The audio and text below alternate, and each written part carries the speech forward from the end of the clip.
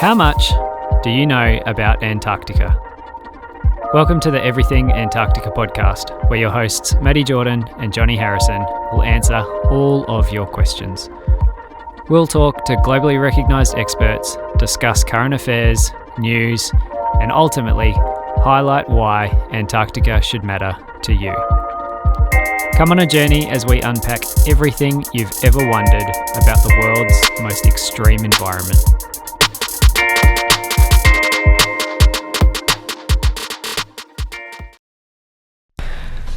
G'day and welcome to another episode of the Everything Antarctica Podcast. I'm your host, Matty Jordan. I'm joined by my co-host, Jonny Harrison, and we've got a very special guest in the studio with us today, Tom Newell. Yeah, thanks guys. Thanks for having us.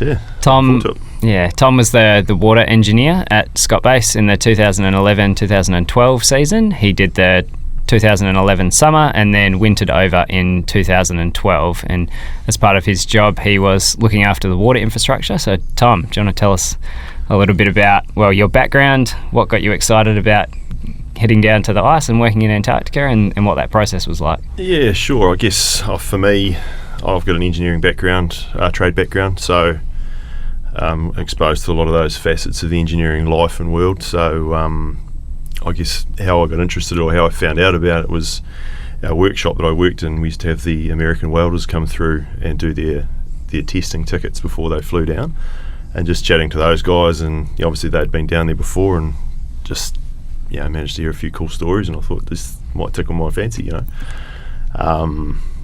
the guy I was working for, he wound the business up after 40 years and sort of had the opportunity to take that over, but the heart wasn't really in it. So I sort of flagged that and applied for a job down in Antarctica. So that's how it all sort of came about and fell into place. Timing wise, it was perfect, So it was really quite fortunate to get down. Cool. Yeah, this is really interesting because I think a lot of people think that working in Antarctica is just for scientists and people who have degrees, and people that are from a trade background aren't often thought of. It's not the thing that comes to mind when you think of working in Antarctica. So it's really cool, one, that you've got to go down there with the trade background, and two, the people that told you about it were also trade based. Yeah, it's sort of something that never really piqued my interest or never really thought about, but once you start thinking about it, it's like that'd be quite awesome to get it underway. And just the way it fell into place was perfect at the time. So it was awesome. Cool. So you applied for the water engineer role, is that, or how did you get into that? So there was two of us employed as engineers, obviously power engineer, water engineer. We didn't know what we were doing until we got down there. Essentially, I made the decision because no one wanted to be the water engineer. I'm usually the person that just stick my hand up and do it. Yeah. But so I just basically took that on and ran with it. I mean, I understood hydraulics and fluids and stuff like that, but didn't really understand. Never worked with a reverse osmosis plant or wastewater before either. Usually I was the one repairing the kit, but not actually running it as well. So that was quite an eye-opening experience. And presumably people's reluctance to take on that water engineer role is because of the wastewater treatment and things like that. So 100%. To be honest, it's one of those things that people, it's down the tail end of the base and no one really wants to go down there for a look, but the people that do go down there are quite fascinated with it, and you quite often get told or asked to take people for tours and things like that. So it was, but it sort of takes you a while to get an understanding of how it works and what's good and what's bad and that sort of thing. So, Cool. And when you applied for your role, did you get in first go? Was it a pretty smooth process? Yeah, it was a smooth process. I guess, your qualification's one thing, but your team fit, how you're going to suit and fit in with the rest of the crew and the team is probably the biggest thing they're looking for, isn't it? So, I've worked in a lot of different industries and worked with a lot of different people from different walks of life. So, it was quite good. Having I think a sort of an outdoor background with your hobbies sort of helps as well. Level-headed in certain situations, so certainly helped. Yeah. Cool. What are those outdoor hobbies? I do a fair bit of hunting. I've always surfed and free dive and things like that. So it's you're always exposed to the elements, which I think sort of puts you in good stead for down there as well. So, definitely, And just nice to show that you can be into all sorts of different things and you can find a background and a way to get in that works for you. So it's really cool. Yeah, it was cool. Yeah, Nice. Jonny probably knows a little bit more about the trade side of things than me. I'm a project manager and engineer, so I do very little with my hands. But Jonny's Johnny's not one to shy away from getting his hands dirty. He's the electrician down for a few seasons. So nice. Yeah, you guys would have worked pretty closely together had you been there for the same season. Yeah, you do work very closely with your trade partners, especially the electricians, because what you're doing is affecting them a lot of the time. So, but yeah, and that's the good thing about it. Everyone helps each other out, right? Yeah. If there's issues, or if you've got a job that's bigger than one or two people, it's all hands on deck, right? So, and that's a good culture to have amongst the team, isn't it? So at a high level, how does a reverse osmosis plant, or how do we make water in Antarctica? Well, it's a thing that people don't really think about, right? But there's no rainfall, as you know, and not next to no snow, so you can't just melt snow for water. So yeah, we do I guess use the seawater for that drinking water purpose, and among other things. But yeah, we suck the seawater up through a couple of different filters to remove the solids, I suppose you could say, that are lurking around in the ocean, certain animals and creatures and things like that. But then it's forced through a high pressure pump through membranes, which I guess is the crux of the RO, reverse osmosis process, and that filters out pretty much everything out of the water, including the salt, which is the main thing. But I think from memory, I can't remember how much storage we've got. You'd probably be able to answer that for me, but I remember the usage was sort of about 8 to 8,500 litres a day. So yeah, it's changed a bit since 2011. We've put some additional water tanks in, and supplemented fire capacity and things like that. So it'd be a little bit different. But yeah, generally I think over summer, something around between 100 and 120 litres per person per day was about kind of where we were sitting at. That was the average one, the usage on it. A little bit higher in winter. Yeah. But yeah. The interesting thing as well on the water side, so when we're bringing in that salt seawater straight into the station, that's down at about minus 1.2 degrees Celsius. So due to the salt content in the water, it won't actually freeze at that temperature. So it needs to get a lot colder than that to freeze up for us, doesn't it? It's pretty crazy. But I mean, to combat that, all the pipe works heat traced and things like that. So it does. I mean, we have had instances where the pipe has frozen when the heat trace is faulted, so that's not a nice experience at the middle of winter at 2 o'clock in the morning. Yeah. But look, it's all part of it, and with the water circulation, because the tanks are outside, and all sorts of temperatures, that's all circulated, and I think it sits at about 13 degrees or something like that from memory. So so that's those things that need to happen to keep that water from freezing. So and there's a couple of different water systems, isn't there? So there's the sort of what we call potable water, so the stuff that we drink and use, and then there's the stuff like the fire water, which just sort of generally sits in tanks and sort of is just there as reserve. Really. Yeah, you have that reserve capacity, and obviously that's one of the biggest risks down there is fire, right? And hence why we're all trained before we head down. That was another side of it that was interesting and something you never thought you'd ever do, right? But I ended up as one of the fire chiefs or fire leads or whatever it was, cool. which was quite cool. Obviously, having your trade background is quite key for that role. Depending on what plant and areas you're fighting a fire in. But it was quite cool running those scenarios and having those practice drills and things like that. So, cool for the water engineer as well, because this is your system that's getting tested. 100%, yeah. But you had a few. I mean, most of them were just dry drills, but you did the odd wet one outside, which was interesting, and how that, how the people dealt with what the issues that come with that. So it was quite cool. Yeah, I always found that interesting. The lessons that we're taught is when you're outside, if you open the fire hose, don't turn it off. Like, just keep it going, Otherwise, you risk that freezing up, and then you're in more trouble than you were in before. Yeah. Even when you shut it off, just leave it on a little bit. So got that constant flow. Through. Yeah, that's cool. So I guess the other side of it, the water engineer role, we've sort of briefly touched on the freshwater or the RO side of things, and I guess the other big component of your role was definitely that wastewater component. So sort of run us through a bit of that, and there's a couple of different streams there as far as what happens in the field versus what happens at station as well. Yeah, there is. I mean, what happens in the field, as you guys have spoken about before, everything gets captured in buckets, and it does come back to the base in various forms.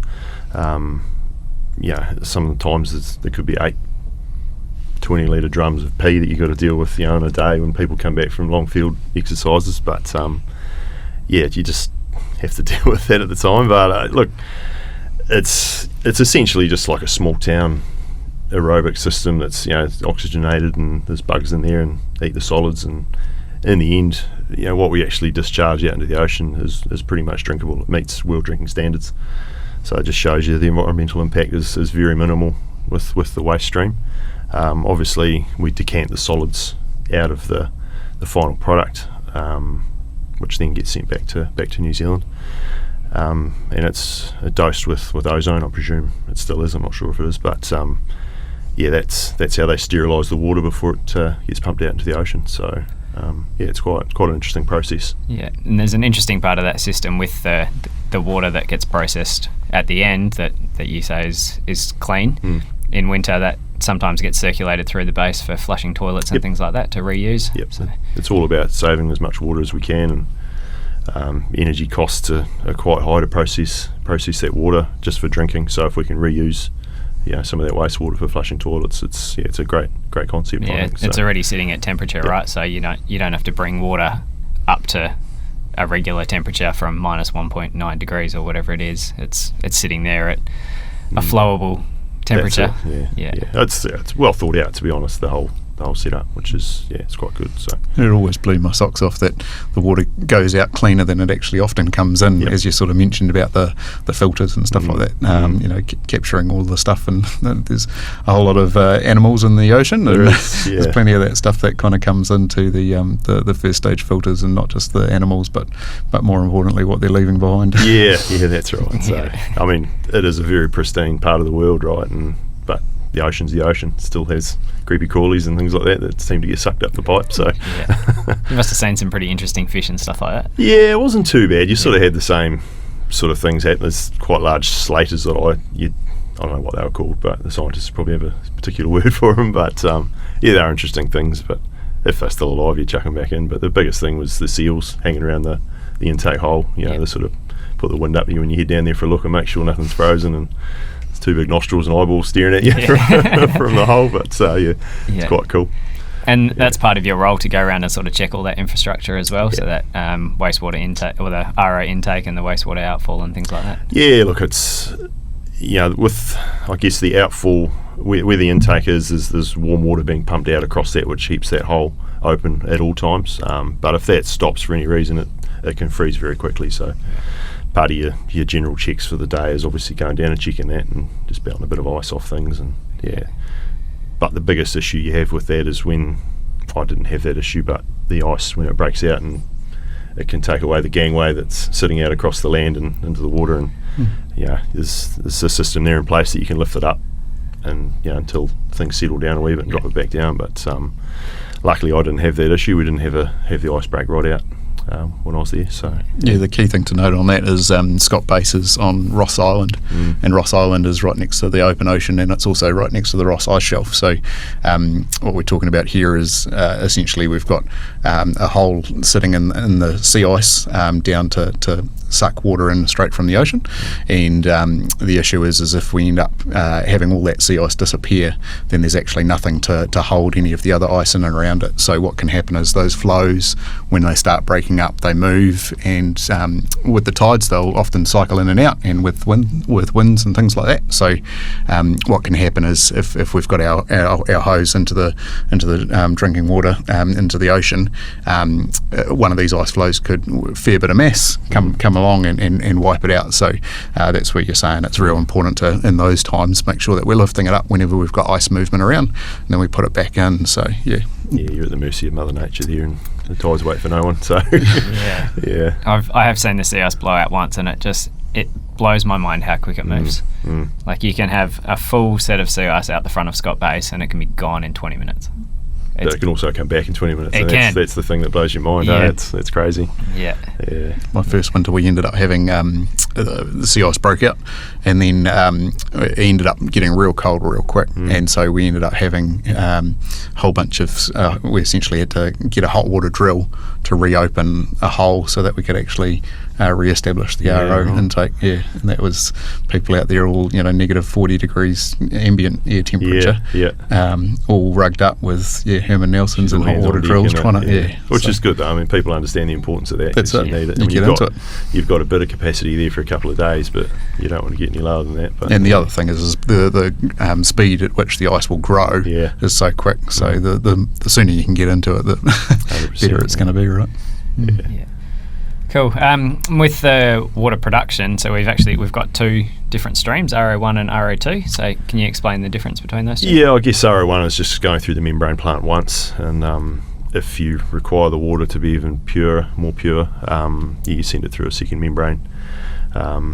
It's used very lightly on base because you find out that it's not very good for your body if you drink it all the time, because it starts stripping minerals out of your body because the water's that pure.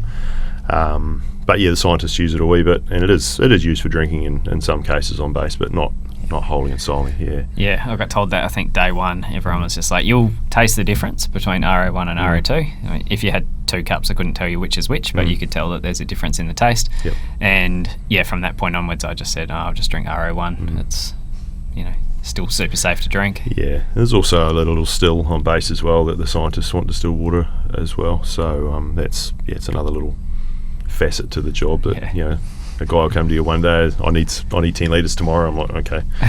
It doesn't make that much over that period, but that's the sort of things you've got to be flexible with, and when you're there to support those guys as well, not just keep the base running. So speaking about flexibility, the difference between operations in summer and winter are huge. We've spoken about that before, but go into a bit of detail on how that affects the water engineer's role. Yeah, well, you've got your day-to-day role that's keeping the base infrastructure running, your daily checks and so forth, but you've also got the scientists who are there for a set amount of time, and they need to get their jobs done essentially. But a lot of the equipment they build it in temperatures that we have in Christchurch, and they get down there and realise suddenly it doesn't work in minus 20, minus 30. So there's a lot of modifications that have to be made to help those guys out, and they're super appreciative of it, because sometimes your wisdom and knowledge on how to fix something, it goes beyond their expertise. So that's certainly something I've found quite interesting, because you get to talk to them a lot and you find out how passionate they are with their work, and different walk of life, those guys. It's super passionate about what they want to do and achieve. So and so rewarding to be able to help them out as well. 100%. It's the whole big picture of why we're there anyway. We're there to support science, and everybody pitches in to make that happen. So that's the summer side of it, but going into winters, obviously the base amount of people there goes down. I don't know what it is now, but we had 13 at the time, so it shrinks to next to nobody. It's a very small family, but that's when you do your project work and any upgrades and rebuilds that you need to do for the time being. You can shut whole sides of the base down and redo the heating or things like that. So I did a lot of that, a lot of HVAC work and pipe work, welding and things like that. So spent a couple of months under the floor, which isn't a pleasant experience, but but I mean, it's you've got to involve someone else because it's confined space work. There's the risk of fire when you're welding and things like that. So it's not an easy thing to do. It's not like the normal real world, So it's quite good. Yeah, and really challenging being there in winter when things go wrong, because it's super hard to get spare parts in. Very infrequent flights, and you're left sort of trying to fix things with what you've got, make do with what you have down there. Yeah, you do. But I mean, you've got a fairly robust inventory there, but our friends at McMurdo are always handy to call on if you get stuck, because they've got everything. Like it's like having a Bunnings and a Mitre 10 and everything on your doorstep down there. But those guys are really super helpful if you need to borrow something, and they'd just replace it on the next flight, sort of thing. So it was quite handy having those guys there. And what was your relationship like with the folks over at McMurdo? Did you get over there a fair bit? Yeah, a lot. In winter you do. In summer it's pretty hectic over there in summer, right? And you're concentrating on your role. You're fresh there as well. You want to do the right thing. But once winter sort of kicks in, things relax a wee bit. And we had a lot to do. You make some great friends over there, and still keep in touch with some of them today. Probably keep in touch with more of those guys than I do with a lot of the Kiwis, to be honest. So, but it was epic. I mean, they've got everything at their fingertips over there. So it was quite handy. Did you get a chance to go and have a look at their water production and their wastewater plants? We did, yeah, especially their wastewater. I mean, it's like a small city, right? So it's quite impressive what they have and the amount of people they have running it. And so you're just a one-man band doing every job you can at Scott Base, but over there there's a person for every small job, So but it's certainly mind-blowing Yeah. You sort of said earlier about 8,000 litres of production a day, and I think I remember the figures that they sort of said that was what they used every day just to keep their RO hole open. Yeah, that was right. the amount of water that they just used Puts it in perspective to keep that going. Yeah. So but it is a different like scale. a small city, right? Totally. So, it's quite impressive what they have over there. Absolutely. Yeah. Cool. Outside of work, did you have any cool experiences? Anything that sort of stuck with you all these years? Yeah, you get to go on some unreal trips, right? And the biggest impact that was had on me was probably just being in the huts, Cape Evans and things like that. Just it's like walking back in history, right? And if you're there by yourself and things are quiet, you can almost, it hits you. How the AHT team have done an amazing job restoring those places, and it's quite emotional sort of areas, isn't it? Because there's so much history, and on the bad side of it, the death and it impacts you quite a lot. So you read a lot of books about that sort of thing, and sort of opens your eyes to, I guess, how we are as a culture now and how tough they were back then. So it was, that's probably had the biggest impact on me from a trip perspective. But we did some epic trips, in the helicopter out to Cape Verde and up in some of the glaciers, and never made it to the dry valleys. That was one of my hit lists, but never got there. So you've never been to Antarctica? Yeah, pretty much. So, but look, it's everything you do is just mind blowing. Like you guys know, you step off the plane and that first breath just hits you. And it's something you never forget, and you constantly the first 3 months are looking out the window going, "Geez, I can't believe I'm here." Still trying to do your job and you're loving it, and So it was a pretty cool experience from that perspective, and the people side of it as well. You meet some great friends, and they're having awesome experiences as well, and it's just cool to bounce off each other like that, isn't it? So yeah. And what was your sort of go-to activity after work? When did you wrap up a day? Pretty heavy into the gym, but that was my sort of every day at 5 o'clock. I'd just go to the gym for an hour, and that was sort of my outlet. But did a lot of hiking as well, which is good for the fitness. That's a cool thing to do with your mates, and I guess you sort of test your equipment and how well you handle those things as well. So, but another side of it was being part of the search and rescue team. Oh, awesome! Which was epic. It's not something I'd ever been exposed to, that side of things. So, doing some pretty cool exercises with that. In the dark, through winter was just puts a whole different spin on what you can and can't do, So you build yourself some good skills for hunting and the work that you do 100%, other hobbies and things. Yep, it's funny what you remember, right? I mean, it's 12 years ago for me now, and just you still remember things like you did yesterday. Tying knots, and I hope was tying knots my whole life. But when it matters. Well, when you've got someone hanging off your knot, you kind of need to do it right. So so that side of it was cool as well. So I mean, a lot of the guys there have done that stuff. They do it as a hobby, so it's cool to learn off them and the right way to do things. So some super experienced people down there, like the field trainers and the field support that run that search and rescue group. They're often mountain guides or glacier guides and people that do this day in, day out. So you're learning a lot of really good skills from super experienced people. Yeah, and you realise how experienced they are because they can just do it in 10 seconds where it takes you 2 hours to learn how to do that knot, it's it's crazy. Yeah. What was your favourite time of year down on the ice? Oh, I definitely love the winter. I don't know, you just realise how small you are in the whole scheme of things. It's the elements, and I quite enjoy that. Even back in New Zealand, I love being out in the elements like that when it's hammering down and rivers are flooding. Not saying you want to walk through them, but you realise what Mother Nature can do. You sit through some pretty cool storms that are shaking the building and keeping you awake at night. But it's all part of the experience, right? So, I think it's a different experience for the engineers and the people that are running the critical infrastructure on base when those storms roll through compared to everyone else who doesn't have a super critical role. It's still very important, but I just remember talking to the engineers and they're just like, oh no, there's another storm coming, I've got to think about this and think about this and think about this, and I hope this doesn't happen. And everyone else is like, oh, bring on the storm, more. So it's an eye-opening experience, and it does have an impact on the infrastructure, like everything. So power outages and things like that, having to start generators, and which is the other side of the engineering part of it for the power engineer. But those sort of things you've just got to work through at the time, and everyone talks about they love working through a storm, but they don't like picking up a shovel to dig the doorways out the next day. So true. Yeah. So, and I suppose another part of the engineer role is that you're on call. So was it the power engineer, the water engineer, and the electrician? Your season? Yeah. Yep. So that's during the summer. Obviously, that gets whittled down. Yep. You're on call every second week through winter, but you're also on call for your fire because you're the fire, obviously your team leader. So that coincides with that side of things, the on-call work. But which it's part and parcel of it, So, but like I say, if anything severe goes wrong, you guys don't mind getting woken up in the middle of the night for help, Sure. So it's critical work that needs to be done. So it's quite good.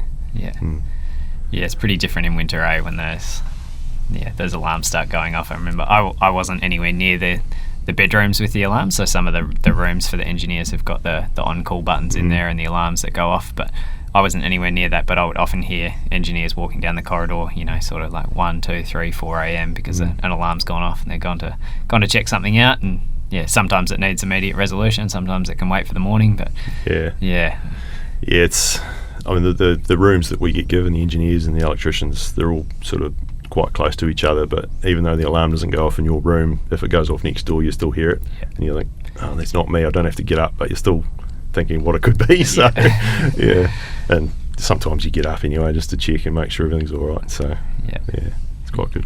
No, it's cool. And over the winter, sort of things that you enjoyed, like going outside and looking at the auroras and all that sort of stuff. 100%. I mean, that stuff's sort of blows your mind, really, doesn't it? One of those things you see on pictures and until you experience it in real life and what it actually does. I mean, a still shot's one thing, but seeing it live, it just moves and changes so much, right? So it's pretty epic. I mean, we did some cool trips in winter as well, out to what they call it, the square frame now, the hut that we got out on the IC. I don't know if that's still in existence. Still there, That's sort of your home away from home, where you can get away for a night, just to get away from everybody if you need that space. It does get a little bit overwhelming sometimes with your living, breathing, eating with the same people day in day out, and I guess that's one thing that they're quite conscious of when they employ people, that everyone's going to get on well and treat each other with respect, which is hard to do sometimes, right? So but it's quite cool to get away over there for a night and get everyone together. And what about midwinter dinner and stuff like that? Did you guys we were quite lucky. The year we were there was the 100th anniversary of Munson and Scott being down there trying to race to the pole. Amazing. So we had some quite heavy dignitaries come down, and obviously Falcon Scott came down and did a speech for us, and things like that, which were quite it's quite cool being that close to someone who's his grandfather, I suppose, was racing to the South Pole 100 years ago. So it was pretty epic, talking with those people and understanding what they do and where they've come from. So there's that many dinners you have a dinner for everything. There's no excuse for a party, really, So But it was cool. It's good. You get to meet, I guess, a lot of different people, because it's, I guess, for dignitaries, it's quite high on their list to come down if they get the opportunity. So you can do your best to support their experience and make sure it's as good as it can be, because a lot of the time it's especially government people, they could be the ones making the decision on what money gets dished out. So it's quite a different take on things. That Falcon Scott thing's interesting. So what I'm guessing he gave like a presentation and spoke about his granddad, or he did. It was more the legacy that is being continued by everyone down in Antarctica. I mean, he was one of the early explorers of the place, and I guess for him, he was quite proud that things are being continued and the research and all those things are still taking place 100 years later, and I guess it's quite a heavy sort of impact it has, So I suppose that must be quite interesting for him as well, because Scott Base is named after Sir Robert Falcon Scott. It's a bit of a tribute to the heritage in the region. So 100%. I guess it does. Like you talk about that legacy that's been left, and you can tell he was quite invested and emotional about it too. He probably didn't know the man himself, but it just shows you the history that's there behind what he's done and what he achieved, even though he didn't quite make it. So from a New Zealand perspective, it's quite cool to be tied to that, I feel. And I think it's something that people should really learn about too, because there's a fair bit of history there that we're tied to, being one of the windows to Antarctica through Christchurch, so yeah, it's quite cool. Yeah, it's we often talk about those early explorers and what they went through and how they endured conditions in pretty rudimentary clothing with some pretty rugged food and just the conditions that they were living in. And I often think that I don't know whether I could have done it. Yeah, I agree.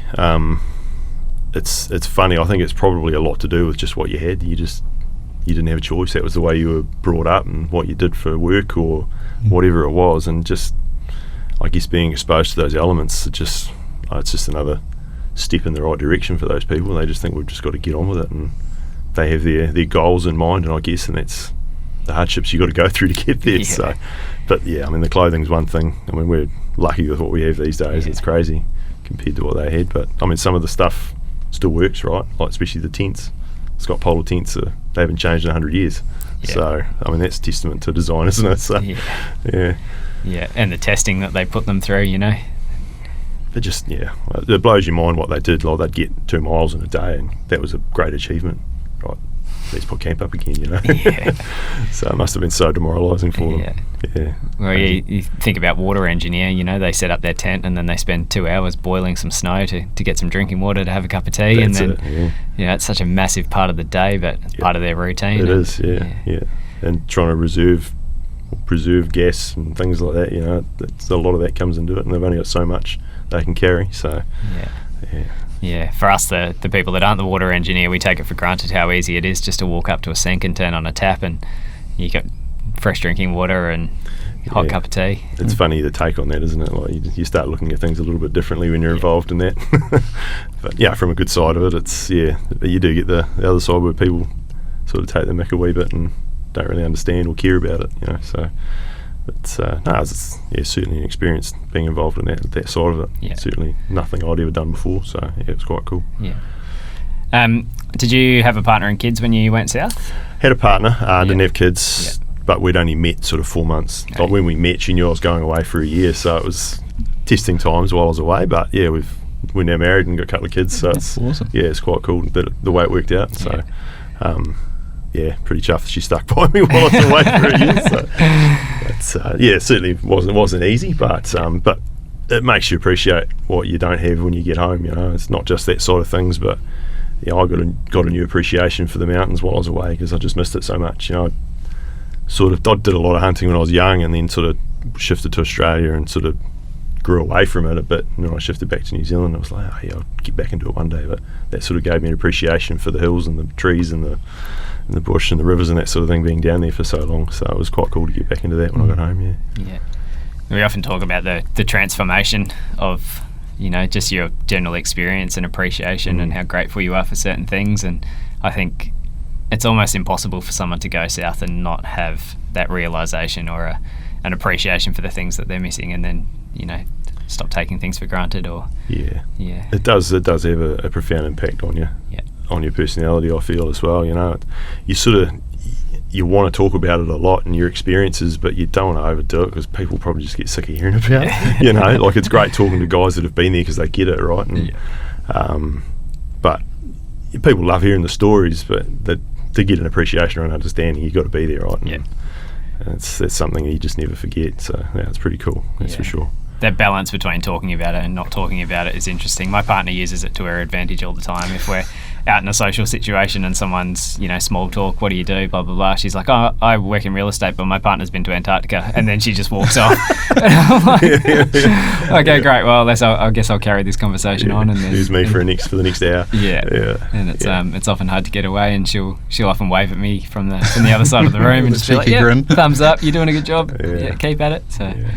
I mean, people do have a genuine interest in it. Absolutely. A lot of the time, and they'll sit and listen to their stories for hours, which is really quite cool. So, but when you first get back, everything you talk about is about it, right? When you get back to the real world, so we call it, but it's pretty cool. Yeah, been an interesting learning experience for me and for many others. I think when you do come back, you don't quite understand how fascinated people actually are with it, and you come away with a bit more of an appreciation, not only for the place, but just for how little some people actually know and how much knowledge you've got, which makes it super exciting for a lot of others. And it's a world that many people don't even think exists. You very rarely think about. I know when I was growing up and going through uni and things like that, working in Antarctica was the last thing that I could have listed off on my things that I wanted to do with my life. But yeah, eventually when you get there, you're like, oh, this is actually so special. I don't know why more people don't do this. Yeah. I mean, the media try to do their best to get it out there as best they can. I guess it's an understanding, because a lot of people probably see it as a bit of a waste, from a political standpoint. But, the science that gets achieved down there, and just having a presence for New Zealand down there, I think it's a pretty big thing that we need to be, I guess, not careful of, but I mean, just get the education out there for the people to understand. And it's a pretty amazing place, that's for sure. Yeah, there's definitely way more communication and media and outreach in Christchurch specifically than anywhere else I've been. I mean, I grew up in Perth in Western Australia, and I didn't really think or hear about Antarctica until I was probably in my 20s. So coming here, and you see murals of penguins around the place, you see statues of Robert Falcon Scott, you see the C-17s and the military planes that come through to fly people to Antarctica, and the ships down at Littleton. It's just everywhere. It's really hard not to be immersed in it. Yeah. But it's one of those things you don't know unless you're looking for it too a lot of the time. Yep. So we do a pretty good job in Christchurch for it, but from a national standpoint, I think it's very hard to get it out there to get people to understand what actually happens down there. So pretty cool. Have you felt like you've always wanted to get back? Oh, I had the opportunity to go back, but just with kids and that sort of thing, it just made it too hard. I would love to do it. And, you never say never. Well, that's it. And when the kids are a wee bit older, why not? But I'd prefer to be involved at a different level, I suppose. It'd be quite cool being tied up with the project that's happening there now. But no, it's great that over 10 years later that you're still keen to come in and have a chat about it. So well, and to help you guys out as well. I mean, what you guys are doing, putting the word out is exceptional. So anything to do you can help get it out there is awesome. So, thank you, appreciate it. Yeah, cool. Cool. Any other final comments? Any other things that you want to touch on? Not really, but I guess if people are already watching this or listening to it, they're obviously interested in what we do and what goes on down there. But there's so much more to it than just what happens at Scott Base. It's such a huge continent, and there's just about every country you can think of has got some sort of presence there at some stage. So just immerse yourself in it. Really, that's all I could say for people if they're interested. And if you want to work down there, don't be scared to put your name in the hat and have a go, because if you've got a relevant trade or a relevant background or whatever it is, put your hand up, because you never know. It's one thing you won't regret, that's for sure. Yeah, for sure. Yeah, we've just done an episode on how to get a job in Antarctica. So it's episode 11 of the podcast. If people want to go back and get some more information about what the process is like, what sort of skills you need, what the medical requirements are, what types of jobs are available, they can go and have a listen to that one as well. I think you guys are doing a great job getting it out there. So it's really educational, and it's one source that you can go to get all the answers right. So it's a great job you guys are doing. It's awesome. Thanks for coming on. Thank you. Easy. Oh, thanks very much, Tom, for coming on, chatting about your experience as the water engineer in 2011, 2012. Hopefully one day we'll get you back down there and you can relive some experiences. But you can talk to my wife about that one. See how we get on. Definitely keen to get back at some stage in some capacity one day. It's a pretty special place to be involved with. So thanks for having us on, guys. Awesome. It's been great. Cheers. Thanks so much for your time. No worries. Cheers. That's it for today's episode of the Everything Antarctica podcast. Thanks for listening.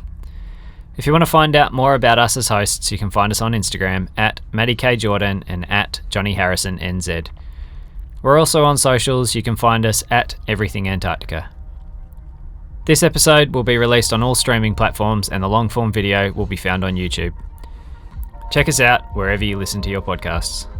If you enjoyed this episode, don't forget to subscribe and leave us a 5-star rating. This will really help us in our mission to make this podcast as good as it possibly can be. Please share this episode with your friends and social networks so we can spread the word to more people. Until next time, stay cool.